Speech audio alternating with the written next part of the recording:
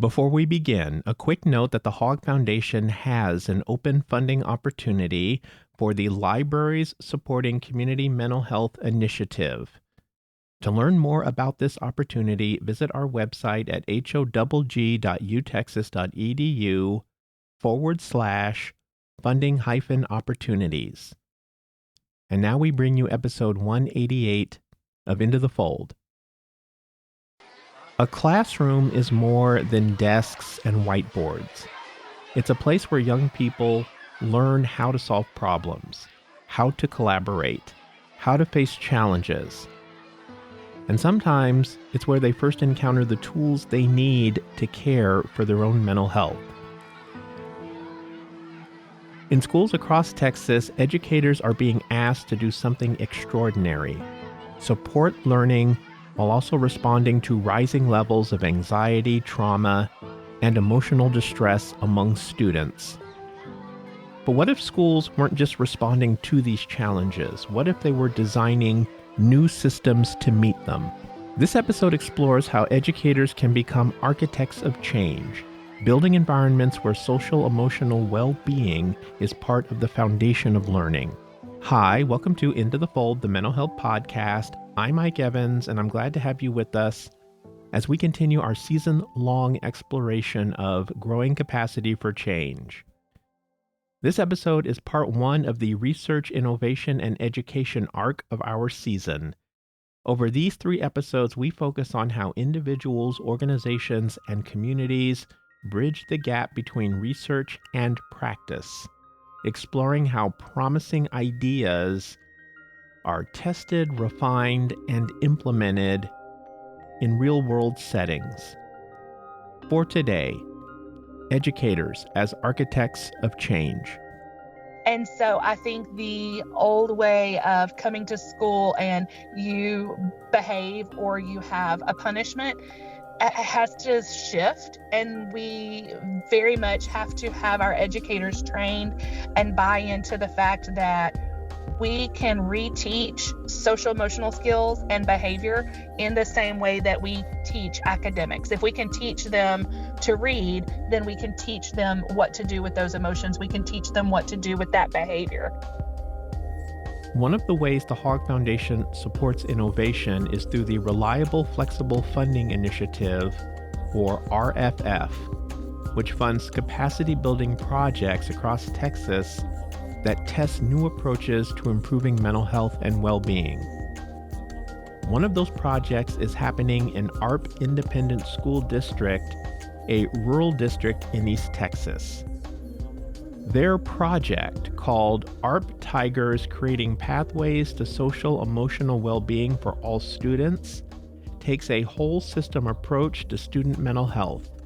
It combines sensory-based regulation spaces, training for educators and families, and expanded access to mental health services. Joining us today is Beth Hines, principal of Arp Elementary School. In 2023, Arp ISD was a recipient of a Reliable Flexible Funding grant from the Hogg Foundation. Beth, thank you so much for being with us today. Absolutely. Thanks for having me. So let's start with the big picture. Across the country, schools are increasingly being asked to respond to students' mental health needs. From your perspective, as a school principal, what are educators seeing right now in terms of student emotional and behavioral challenges? I think more than ever before, especially post-pandemic, we're seeing an increase in students' inability to regulate their emotions. They have very limited executive functioning skills like conflict resolution when they're coming to school, as well as an increase, as a result of those things, an increase in physically aggressive behaviors. And I'm talking about like our littlest learners from pre-K kinder 1, where we used to not see such big behaviors from them. We're seeing across the board huge increases in those numbers. and teachers are struggling to keep up with the ever-changing needs of those students. They come to us from their teacher prep programs, and they know how to teach content, and they know classroom management, and they know, all the skills needed to make them a successful teacher. But many times they don't have the tools to be a counselor or to teach students those social emotional regulation skills that they need, without additional training. And so that's one of the things that this grant has given us the opportunity to do, is to provide that training to our teachers, trauma training, social emotional skills training. How do you teach that to a 4-year-old that doesn't have the words to always tell you why they're feeling what they're feeling? And then also, in addition, we've created a refocus and reset room. What the first one is the refocus room, which is a sensory room, and then the second one is a behavior classroom that we call the reset room. So the behavioral challenges have kind of necessitated the need for those things, so that we can keep them at school. We can help them regulate, give them their tools that they need to do that, and then get them back in class so that they can learn. Because if they're not emotionally regulated, they can't learn to read, they can't learn to add. So now we're kind of backtracking and giving them what their body and emotions need in order to learn. Okay, and so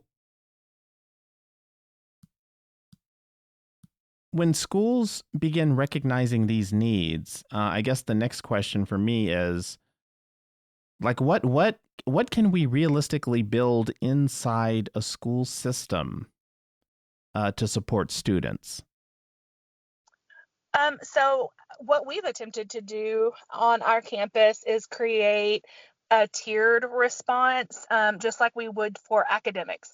When you talk about what students need academically, we have a multi-tiered response where we have whole group instruction, we have small group instruction, and then based on individual need, they may get pull-out programs and such.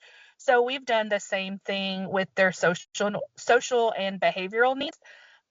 We've made that part of our tiered process. And so whole group instruction for our students is in the classroom, capturing kids' hearts, building those relationships, teaching those character words like responsibility and kindness and self-control, and doing that with all students. Then we have small group intervention, which is where our refocus and reset room comes in for those students that are struggling in the classroom to keep their hands to themselves, or get along with others. While that may be age appropriate, it's not always a desired behavior in the classroom, as you can imagine. And so we schedule times for them to come out of the classroom when they're not upset, so that we can teach them, what does this look like? Let's practice it. Um, in set like role playing, setting them up, taking turns, things like that, in a low stress environment, one-on-one or small group situation. And we do that in our refocus room, which is our first tier of intervention for behavior and emotional needs. And then the next tier of intervention would be, do they need one-on-one intervention? Do they need to come out and just have a sensory break? Do they need to come out every day? Do they need to come out multiple times a day? What are they needing? We're trying to use this in a preventative way to find out what they need and give it to them before they need it. For example, we had a little friend who in pre-K was having an enormous meltdown, to the point of throwing chairs every single day around 10:15. Yeah. Well, to find out, he was really hungry.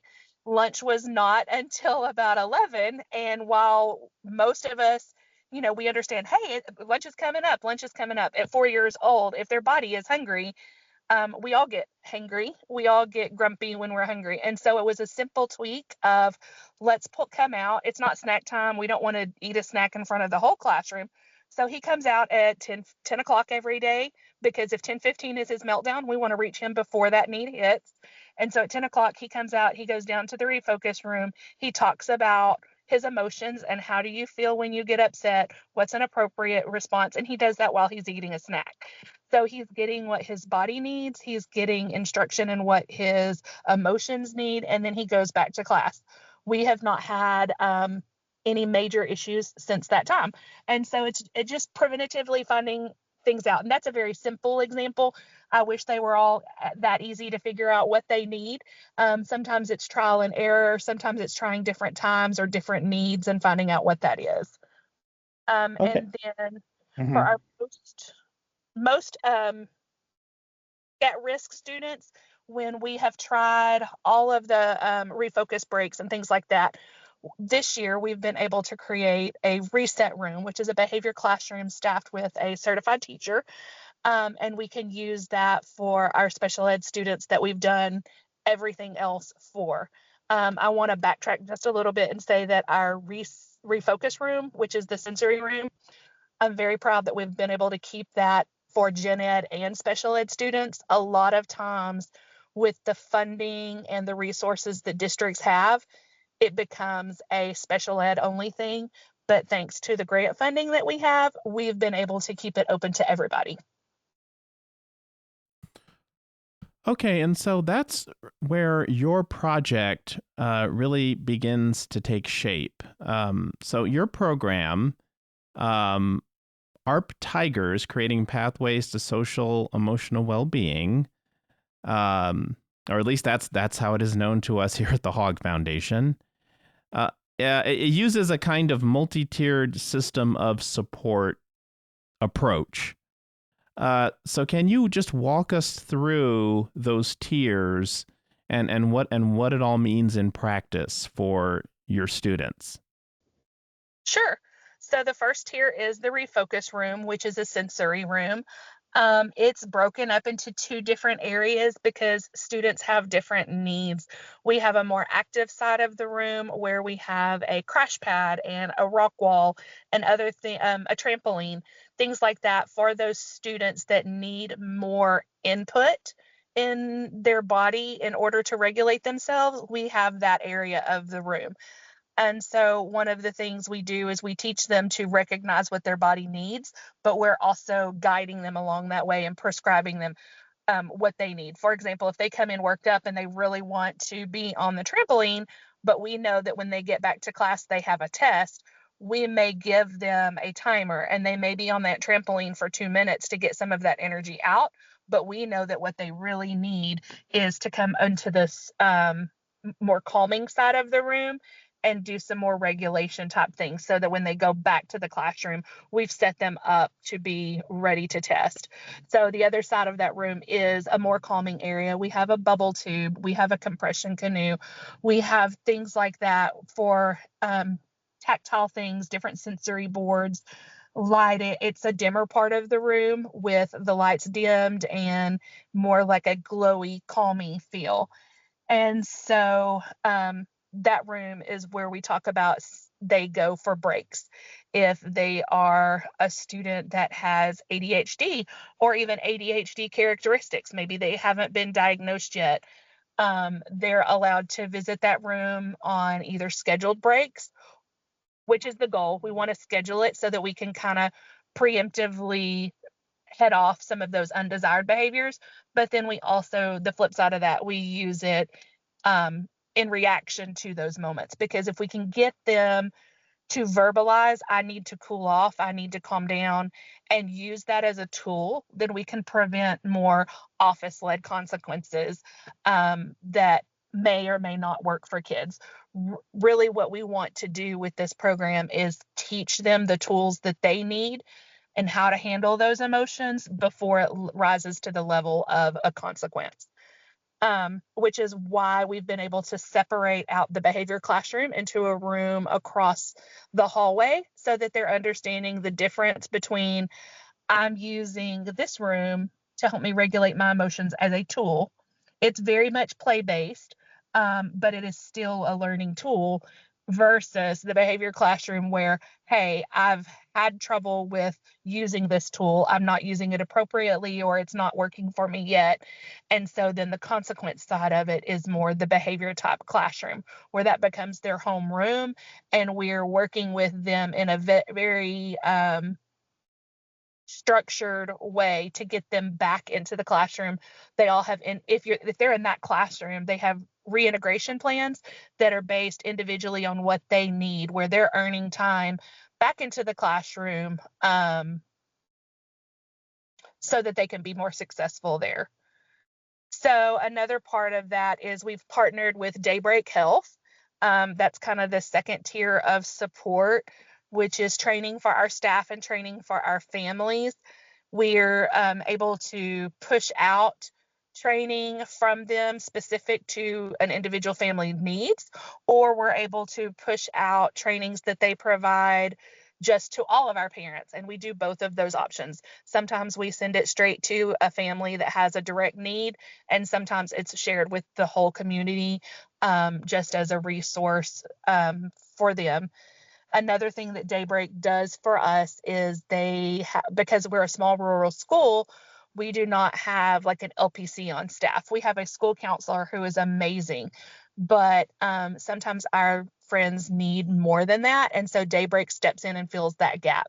A lot of our families don't have the time, resources, or transportation to always run into Tyler, which is the closest bigger city to us, and get the therapy help that they need. It's either causing them to take off work and they're at risk of losing their job, or they don't have the right insurance for the counselors they want to see. So Daybreak partners with us, and it's very prescriptive as well, where we fill out a referral form, and they basically match. They have a nationwide system of counselors where they match that family with a counselor that is specializing in whatever they're going through, whether it be trauma or abuse, or whatever that friend is needing, or maybe it's just social skills. We've tried all of the refocus room social skills, and we've been teaching them for a while, and it doesn't seem to be sticking or making an impact. Then we can have a licensed professional come in and do some counseling one-on-one with that student. And so we love being able to offer that resource as part of this grant. That's part of what our partnership is we used a lot of that money for that. Yeah. And then the last access, more level of care that we're attempting to provide is, obviously our teachers need access to these strategies within their classrooms. And so we're creating like a supply closet within the sensory room where they can check out sensory toys or sensory boxes built individually for kids in their classrooms that they can take to their rooms and use. So what they're learning in the refocus room will then transfer into the classroom and decrease their time out of the classroom. So that's one of the things that we want to expand into. The partnership with Daybreak helps with transportation because we've fixed a small room on campus where students can do that therapy. They're in the school. Parents can come and join them in that room, or they can join them by Zoom, and our counselor oversees that. So we're very excited and proud of the growth that we've made. It's one of those things, with it being a 5-year grant, we're ever growing and ever building what we're able to offer. Sure. Yeah. So you mentioned teachers. Now teachers have to demonstrate their individual resourcefulness on a pretty constant basis. But I guess what's one of the things that's special about what it is that your school is doing is that it's really building a supportive structure that has teachers' backs. And so they're not just individually responding to crises, but rather, they have an entire structure of support to fall back on. Yes. Yeah. I do think that's one of the things that we've been able to offer even more this year with the addition of the behavior classroom being staffed by a certified special ed teacher. She also works and coaches with those teachers. So she's learning all of the strategies to help these students, but then she's also checking in on our students that visit the refocus room.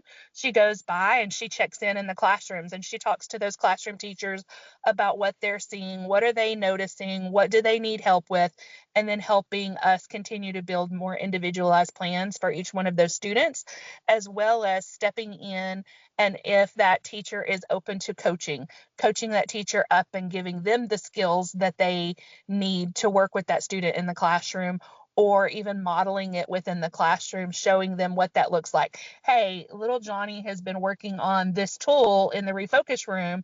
So I'm going to come in and I'm going to hang out with him this morning. And when it comes up, we're going to model for you what he's been practicing so that you can see how we're helping him. Okay, and so this episode belongs to our research, innovation, and education arc of episodes. Research, innovation, education being one of the main strategic focus areas of the Hogg Foundation. And so sometimes people hear the word innovation and think about technology or large-scale experiments. But in your case, innovation really looks more like designing systems that help students regulate emotions, learn coping skills, and access care. And what I would really like to know is what you have learned so far about just what it takes for schools to successfully build this kind of mental health support system.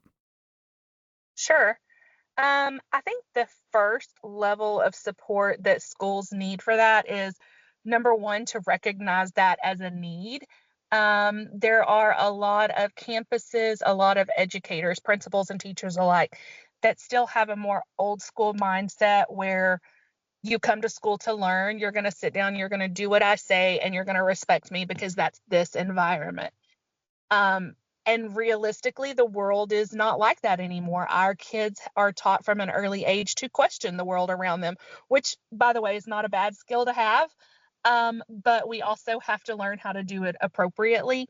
And so I think the old way of coming to school and you behave or you have a punishment has to shift, and we very much have to have our educators trained and buy into the fact that we can reteach social emotional skills and behavior in the same way that we teach academics. If we can teach them to read, then we can teach them what to do with those emotions. We can teach them what to do with that behavior. And so that shift, training with teachers, you have to have administration that buys into what you're selling. As a principal, I couldn't do this program without the support of the people that are higher than me and then believing in what we're doing. And so that is huge. So number one, just that mindset shift that this is a need and this is something that we can do and we can offer. And then support from the higher ups, and then funding. As a small rural school, even though my superintendent and my assistant superintendent fully believe in everything that I'm doing, I don't know that we would be at the level of implementation we are right now without the funding from outside of the school, because we have such limited resources from the state and they're all allocated in how you're supposed to spend them, right? And so the budgets for something like this in a small district are not always feasible to implement the plans that we're wanting to plan. So you've got to have the buy-in, and then you've got to have the training. It's got to be sustainable, which is why this grant being a 5-year grant is so meaningful for us, because it allows us to get a good solid foundation built before we lose that year-to-year funding. And hopefully by the time the end of that 5 years is done, we have the big components purchased, we have the big pieces in place, and then we can realistically sustain it longer than that.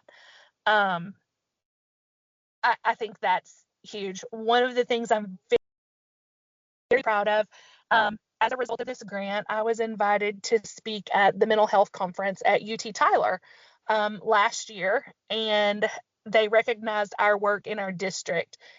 A couple of local districts came by, visited the room, and were so excited about what we were doing.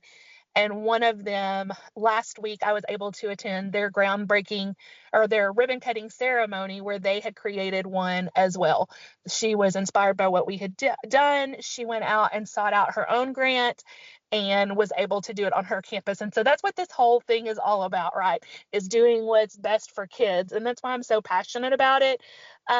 Is that it can be a small model for other students to other campuses to regulate.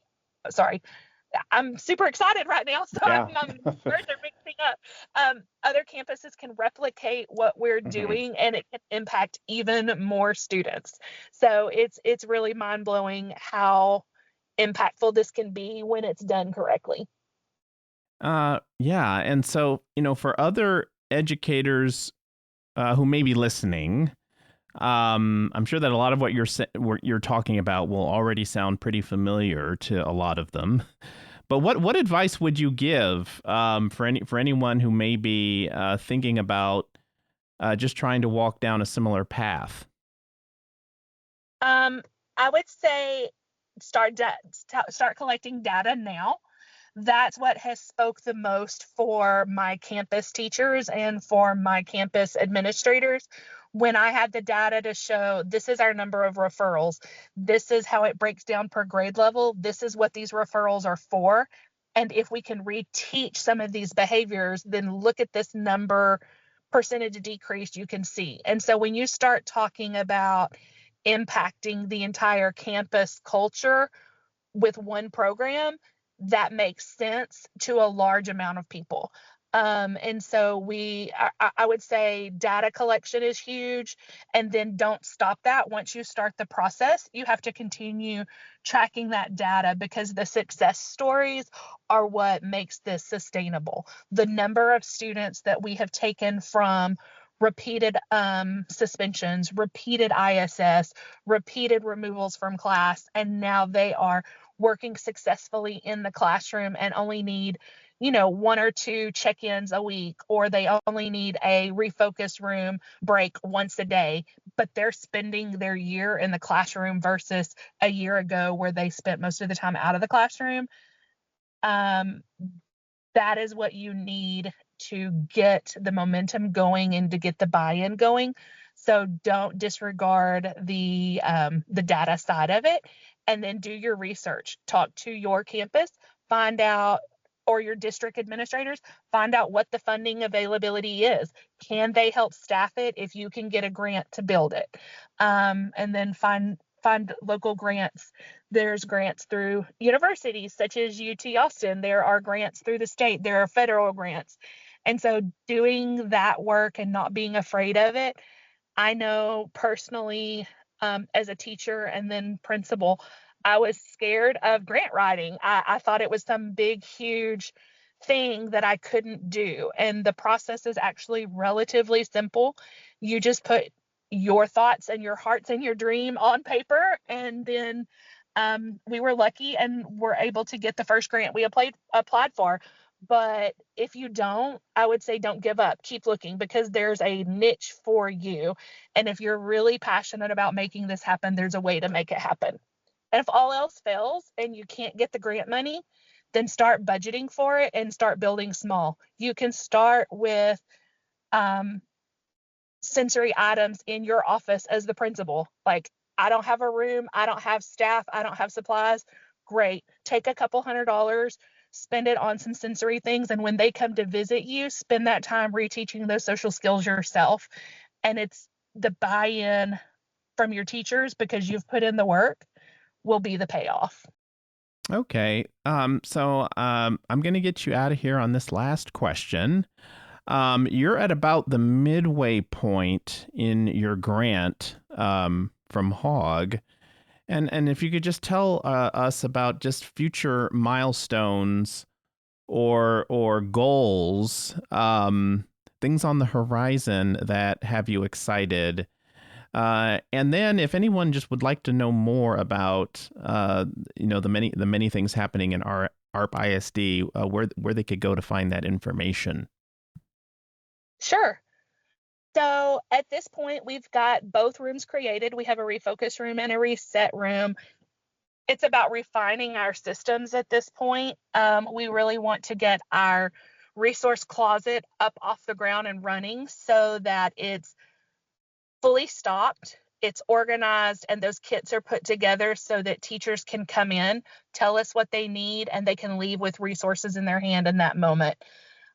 We also want to do a little bit more work in the refocus room in, painting on the walls and things like that to visually outline the different areas of the room so that students really know, hey, this is the calming area, this is the active area, things like that. So just improving those rooms, improving what we've got, refining it, and then having it ready to go for teachers to use those resources. Those are the big goals in the next couple of years for us, and making sure that that's finalized. If they want to know more about it, they're always welcome to come to our campus, Arp Elementary. I'd be happy to show them the refocus room, or if that's not feasible, they're welcome to email me. My email address is bethl@arpisd.org, and I would love to talk to them more about it or send them pictures or information, whatever they need. Okay, wonderful. Well, listen, Beth, the Hawk Foundation is proud of all of its grantee partners. We are especially impressed by the things that you've helped to set in motion in your part of the state. We really do appreciate you taking the time today, and just thank you so much. Absolutely. Thank you so much for having me. As we wrap up, a quick reminder that this episode is part of our new season theme, Growing Capacity for Change. Across 4 arcs, community, partnership, policy, and research, innovation, and education, we're exploring how people all across Texas are growing their capacity toward a better, more lasting mental health landscape. If you missed the most recent arc of episodes, Policy, it's in our back catalog, and I hope you take the time to check it out. For your listening interest, here are some snippets from those 3 conversations.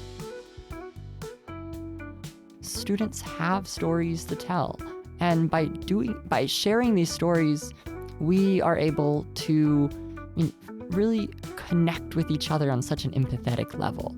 That's the thing that we need so much right now, is just community.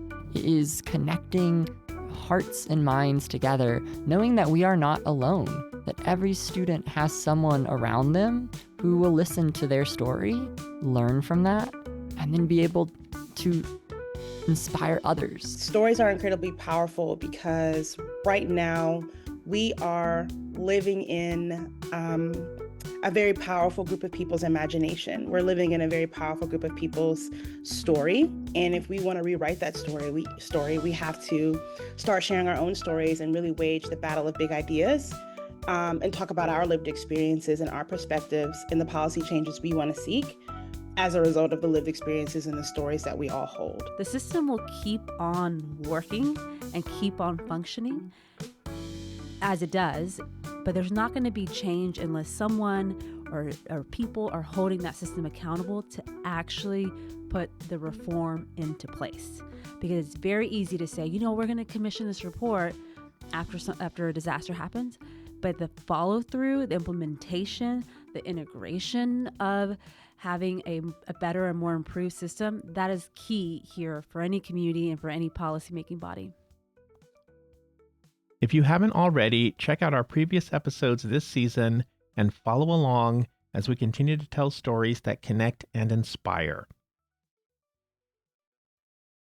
And that does it for this episode. We're so glad that you could join us. Production assistance by Cheyenne Salazar, Kate Rooney, and Daryl Wiggins. And thanks as always to the Hogg Foundation for its support. If you have comments or anything that you would like to share about the podcast, feel free to reach out to us at intothefold@austin.utexas.org. Especially thoughtful comments will be acknowledged during an upcoming episode. You're My Hour Mental Health Matters. Please leave us a review and subscribe to us on your preferred podcast platform. And don't forget to check the show notes for related content, including past episodes. Opening music by Chill Background via Pixabay. Transition music by Jasmine Trom On via Pixabay. Taking us out now is Anna's Good Vibes by our good friend Anna Harris. Thanks for joining us.